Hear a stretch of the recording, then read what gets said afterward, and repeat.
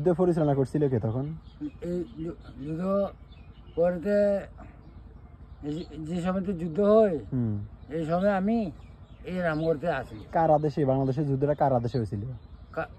এটা তো এত কইতে পারে না। আমি বলতে চাচ্ছি জিয়ার রহমানের আদেশে নাকি শেখ মুজিবের আদেশে হয়েছে?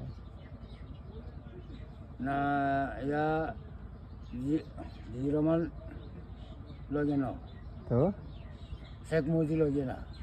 শেখ মুজিবের আদেশে যুদ্ধ হয়েছে? হ্যাঁ, শেখ মুজিব লগে না যুদ্ধ হইল। ও বাসা আমার মতে